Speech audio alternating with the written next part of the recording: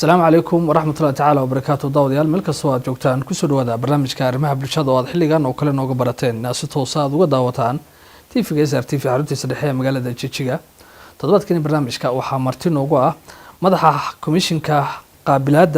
إيوه حالين تعبشوين كا يدل الدجان كالصومالي ذا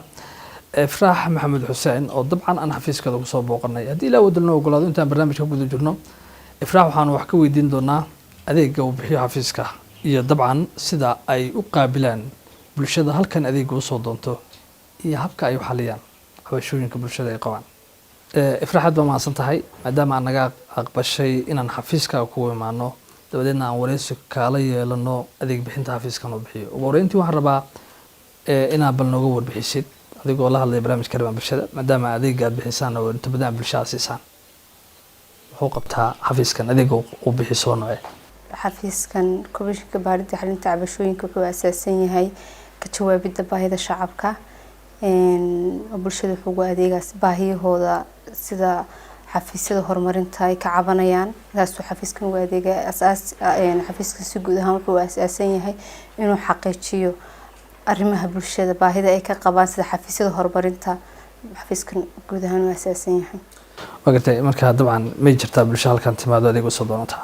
ها والله وجرت بشي حق تمادو أو أديك صدونته حفيز كان عادي مبلارين هاي ودادع سين هاي لا قبل هذا ما من مقالوين كقيب والواحد ببرتو هذا سلوك تجاي عوش هذا لغة مقابلة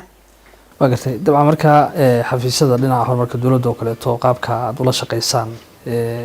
يقاب كدولة بشان عوشين كم حنا قنقرتها bulshada badanaa waxay ka soo cabanayaan anaga cabashada aan qaabilno guud ahaan waxa weeye waa bulshada ka cabanaysa xafiisyada horumarinta sida xafiiska biyaha kale dadka ka cabanayaan way noo iman karayaan xafiiska jidadka cabashada bulshada ay adeeg bixinta ay ka qabaan bay noo yimaadaan marka taas ma noo qaabilnaa ka xafiisahan ka komishin ahaan taas aan asaasana waqti marka cabashooyinka qabataan bulshada idii imaanaya dabcan markii idii yimaadaan cabashooyinka ka qabataan kadib maxay noqotaa tilaabada qaadaan qayb bartaasaan ku xalinaa cabashada noo imaata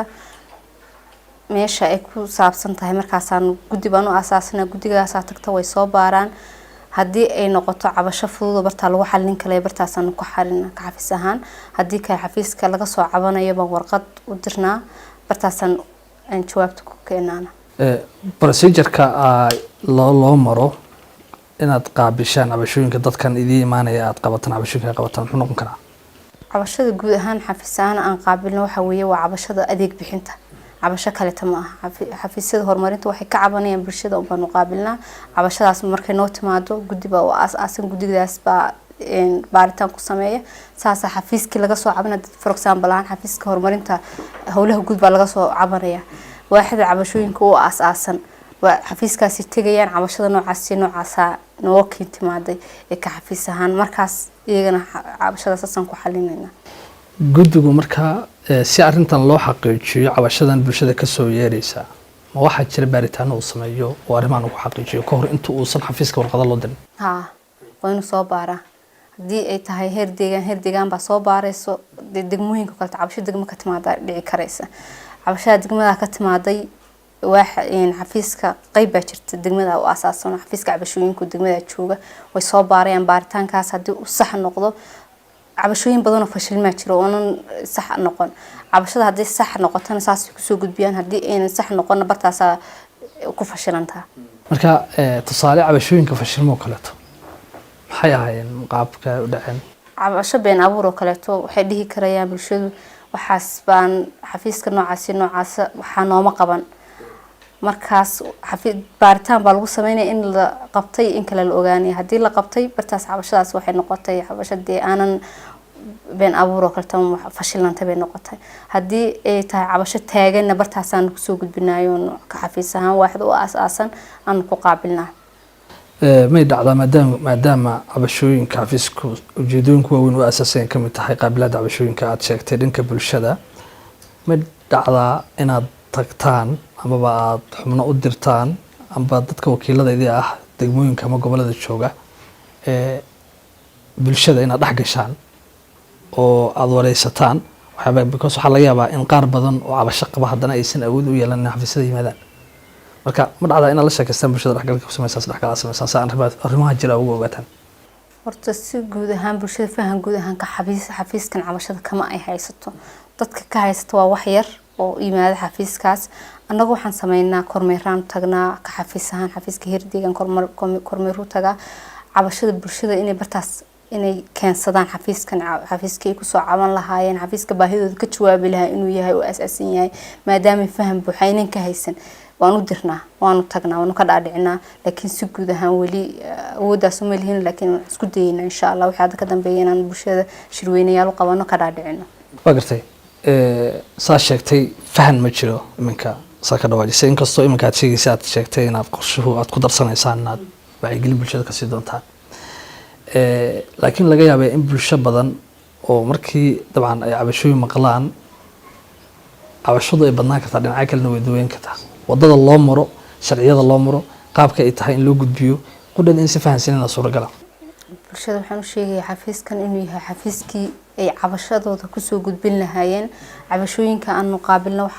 aanan qaabilin waxaa weeye cabashada hadday maxkamad ku jirto oo kaleeto ma qaabilno dee kiis maxkamad ku jiro oo kaleeto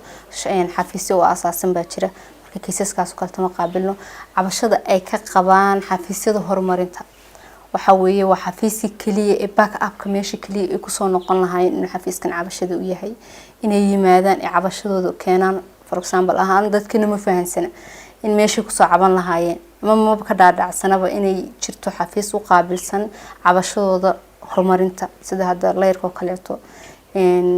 caafimaadka oo kaleeto in xafiisyada horumarinta xafiiskii qaabili lahaa cabashadooda ay kasoo caban lahaayeen waxqabadkoona u qaban inuu xafiiskan yahay bulshada badi kama dhaadhacsana laakiin waxaan bulshada u sheegaya inuu yahay xafiiska meeshan kaliya meeshii ay kusoo caban lahaayeen inuu yahay weli ma jirtaa cid idin timid oo cabasho la xiriirta saa sheegta adeegyadan iminka aad ka dhawaajisay ka cabanaya way jiraan way kiisas badan baa noo soo gala degmooyinka laga keenaa bil walba way soo galaan fahan buuxa way ka leeyihiin way haystaan laakiin si weyn looma wada fahansana ma leeyahay tusaale bishii ugu dambeysay oo kaleeto imise kiis baa sidii ka tahay xafiiska soo gaaray waxaan hayaa sanadkan cabashadii soo gashay si guud ahaan 9 bilood ugu dambeysay guud ahaan xafiiska waxyeelada kala duwan ilaa heer degmo ilaa heer gobol waxaa soo galay 5300 cabasho soo galay waxaa cabashooyinka la xaliyay ah 359 cabasho baa la xaliyay in cabashooyinka la jiheeyo cabashada la jiheeyay waxay noqon waxa weeye 947 waa 9 bilood ugu dambeysay jiheynta maxaa wadadaas inay maraan qorto loo jiheeyay cabasho aanan direction aan siin cabasho aan anaga nagu socon baa noo imanayso marka wadaday mari lahaayeen baan ugu jiheynaa cabashooyinka baarista ku jira hadda waxa weeye waa 1138 cabashooyinka fashilmay oo dee aan ku sheegay ah waxa weeye 156 marka 9 bilood ugu dambeysay 9 bilood 5300 oo kiis aad qabatay waa gartay dabcan ma jiraan baaritaanada markaad sameynaysaan oo kale example inkastoo ay adag tahay laga yaabo in waqti badan ay gelisaan laga yaabo in dhibaatooyin badan ma jiraan caqabadaha kala kulantaan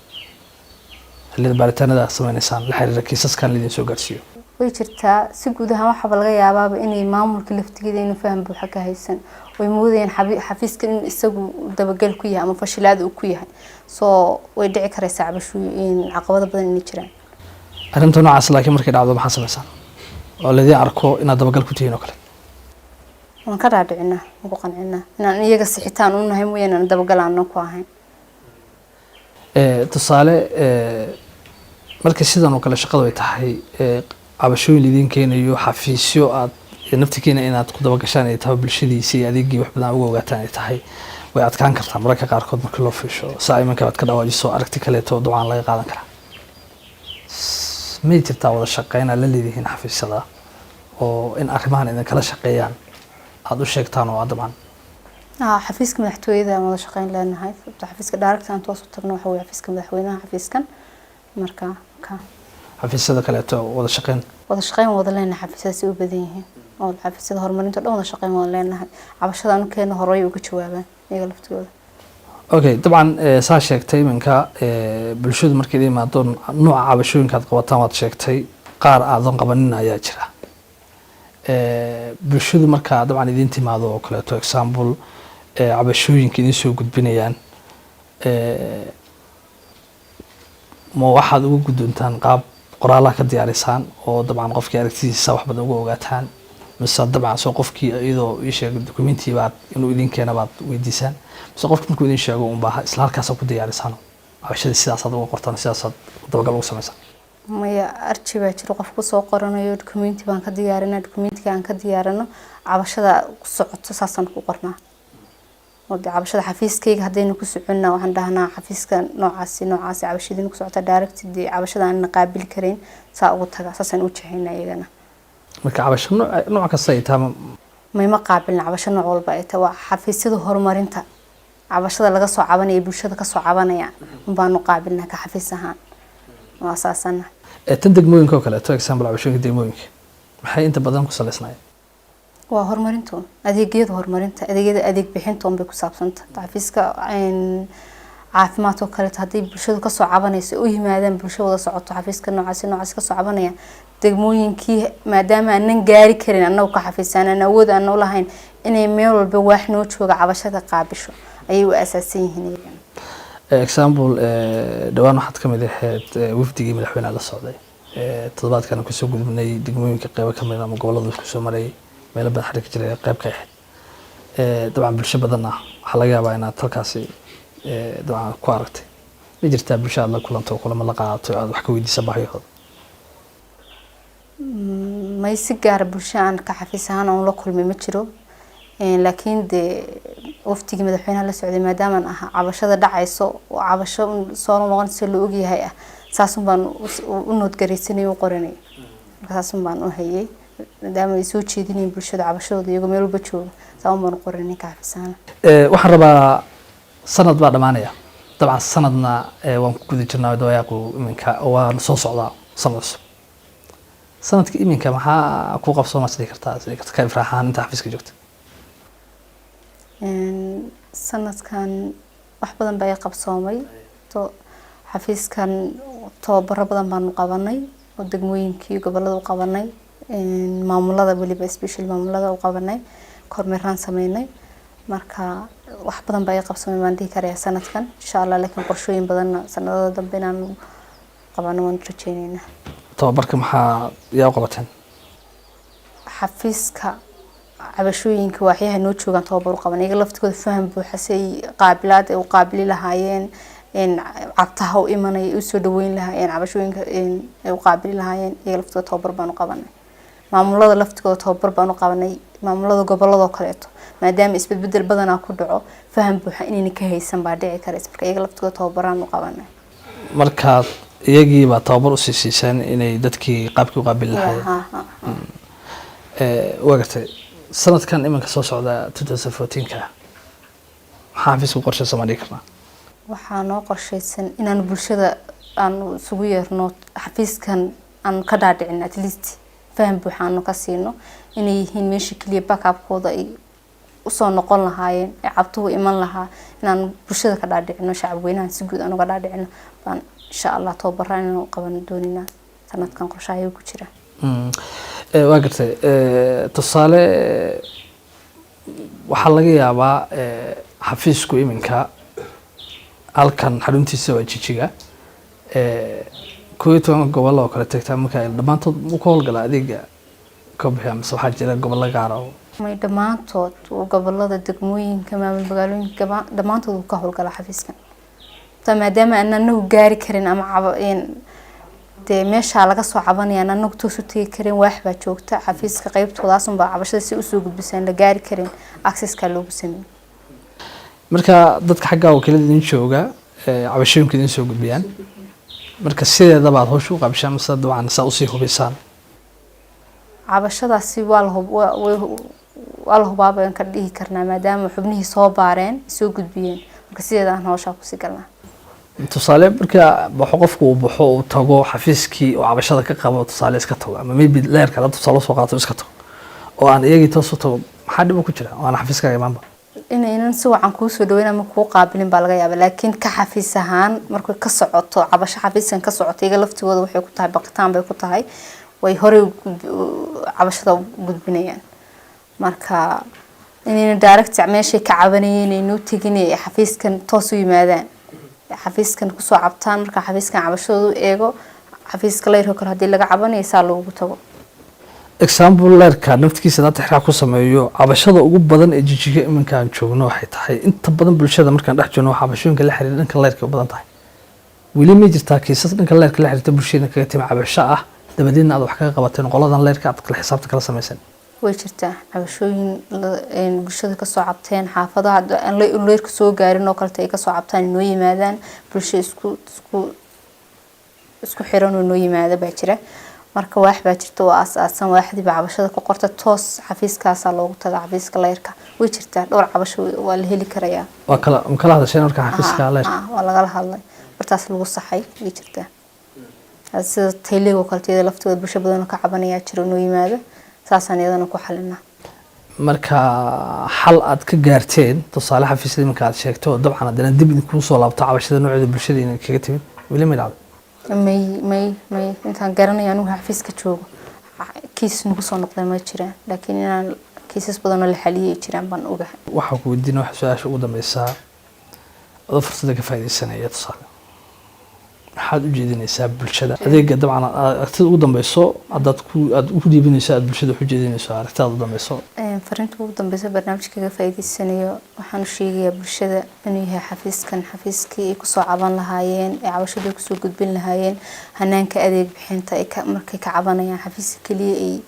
iman lahaayeen baakaabkooda cabtuhu meesha ku soo caban lahaayeen inuu xafiiskan yahay inay yimaadaan waliba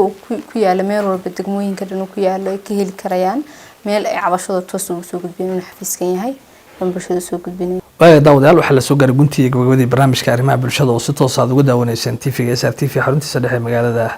Jijjiga dabcan barnaamijka waxaa marti ugu ahayd Ifraax Maxamuud Xuseen madaxa komishinka qaabilada iyo xalinta cabashooyinka ee dowladda deegaanka Soomaalida oo aan dabcan xafiiskeeda ku soo booqanay isla markaasna si toos ah barnaamijku idinkaga imaanayay xafiiska dabcan komishinka qaabilada iyo xalinta cabashooyinka ee dowladda deegaanka Ifraax inta barnaamijka guda jirnay dhinacyo badan ayaa wax badan ka weydiinay waxa laga yaabaa bulsho badan oo daawanaysa in su'aalo badan oo madaxooda ku jiray ama dabcan ka dhex guuxayay aysan noo suuragelin in aan weydiino Ifraax oo aan dabcan bulshada ka raali gelinayno barnaamijka arrimaha bulshada waa barnaamij aanu toddobaad kasta hadba topic taagan ama mowduuc aan u aragno inuu muhiim yahay aan dabcan ku soo gudbino aad ayaan kaga mahadcelinay Ifraax in naga aqbashid in aan wareysi kula yeelano aan xafiiskaada aan dabcan kugu soo booqano waxaan sidoo kale u mahadcelinayaa muuqaalkan quruxda badan oo si wada jira ay kaga qaadeen Shaafi Cusmaan iyo Mahad oo gacan weyn ka geystay iyaguna in barnaamijkan oo halkaan ka qabsoomo waa ilkaasi oo daawadayaal barnaamijka idin soo diyaariyay isla markaasna idin la socodsiinaya